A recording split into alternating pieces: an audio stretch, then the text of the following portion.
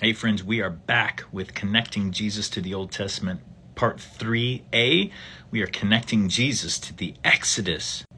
So what does the term Exodus mean? What does that word mean? Well, it actually means mass departure. And we get that from the encounter that Israel had in Egypt as they were exodusing. They were leaving this mass departure from Egypt as God brought them out of their enslavement to take them into the land that God had promised Abraham, Isaac, and Jacob to give them as their inheritance. So at the end of Genesis, there is this really bad famine, and Jacob, who's had his name changed to Israel — Israel means struggles or wrestles with God, based on an encounter that happens in the book of Genesis. So Jacob and his family, they moved to Egypt because the famine is severe.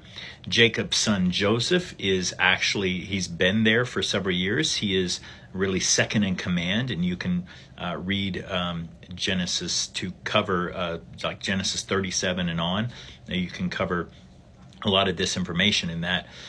So they're there and they're thriving. They're actually producing. God is blessing them, and so they're having lots of kids and grandkids and etc. And so they were there for over 400 years, and they grew to be over 1 million people at this time.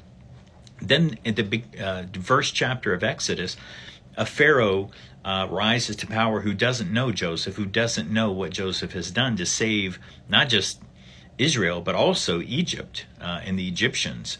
So he realizes that we need to enslave these people because of how numerous they are, and that if they leave, then this presents a big problem. Or if they decide to rise up and take over, we're going to be in a bad shape. So they enslave them, they persecute them, but they're still becoming very numerous. They're still having kids. And so Pharaoh decides to have the Israelite baby boys murdered for population control. And this is important, which we're actually going to cover in a later video, because there's no way I'll be able to get to that part in this video. So it'll probably be like 3b or 3c or something, just depending on how long these videos are. But Pharaoh kills all the Israelite baby boys that are under the age of 2 to control the population. Well, God heard their prayers, saw their persecution, and he promised to lead them out of slavery to the land that he had promised these people into, that he said he was going to give them this land.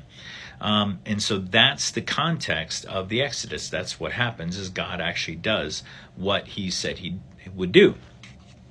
So you might be wondering, how in the world can we connect Jesus to that? Well, here's how. Matthew chapter 2. You can read pretty much the whole chapter. So Jesus is born in Bethlehem, in an area called Judea. The wise men come, they come to Herod and they say, we are looking for the one who's born King of the Jews. Well, he was King of the Jews. So he wanted to know who this new king was. And so he says, hey, when you find him, send word back to me so that I may go worship him. Well, he's not going to worship him. He's going to kill him. And so they find Jesus, as by the time they get there, he's probably 2 or 3 years old.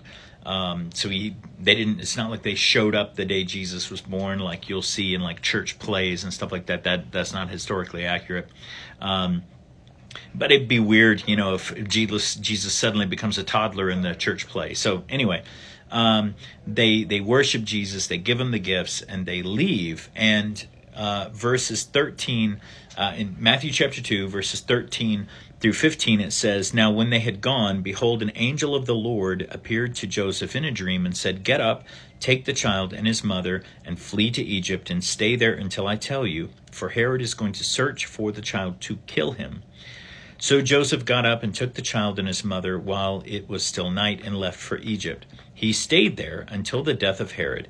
This happened so that what had been spoken by the Lord through the prophet Hosea would be fulfilled. Out of Egypt I have called my son. Now, Matthew makes this connection, which is wild, because the verse in Hosea he quotes there, out of Egypt I have called my son, is not interpreted a messianic prophecy, but Matthew interprets it as messianic.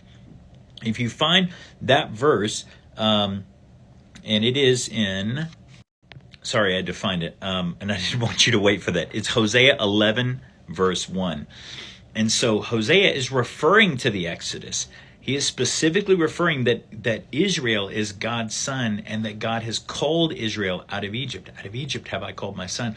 Matthew takes the connection and he says, yes, that is true, but there's also a second interpretation, because Jesus, Joseph and Mary go to Egypt, and then God is going to tell them when they can come out of Egypt, because Herod is dead. And so, out of Egypt have I called my son. And now it is the second interpretation that this is a messianic prophecy, because Jesus is going to come out of Egypt as well. So what does this mean? Well, it connects Jesus to Israel's past. It connects Jesus to probably the most significant event of Israel's past at that time, the Exodus from Egypt. But there are some interesting little connections that we're going to make. First of all, Jesus' earthly father was Joseph, and we're going to connect to something interesting in Joseph from the book of Genesis. So obviously, you know, the dreamer. Joseph had these dreams that God was giving him to prepare him for leading Egypt and listening to the voice of the Lord, understanding how to interpret dreams. So Joseph in Genesis is a dreamer. Genesis 37, you can read verses 5 through 11. Joseph is a dreamer. Well, in Matthew 2, verse 13, Jesus' father, Joseph, is also a dreamer. He is warned in a dream. He's told in a dream that the child that Mary is pregnant with is the Son of God, that is Emmanuel, God with us. He's going to save the people from his sins. And then he's warned in a dream in this chapter, Matthew chapter 2, that Herod is going to kill the child, and so they need to escape to Egypt. So Joseph in Genesis and Joseph in Matthew chapter 2, they're both dreamers. Both had fathers named Jacob. Now that's really interesting. Both of them had fathers named Jacob. Obviously, we know Joseph's father in Genesis 37, verses 1 through 3, his father is Jacob. But Jesus's father, Joseph, his father was named Jacob as well, Matthew 1:16. So two little connections that are connecting Jacob and Joseph and the Exodus and the events that take place around their getting to Egypt, with Joseph and Jesus getting to Egypt, which they're eventually going to leave as well.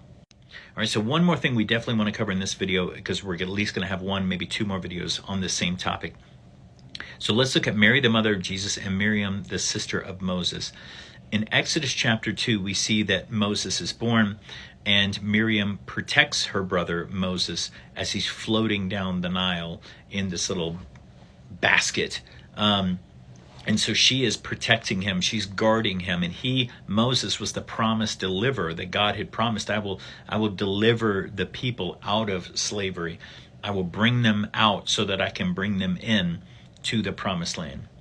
So in Exodus 2, Miriam is watching over. She's guarding and protecting the promised deliverer.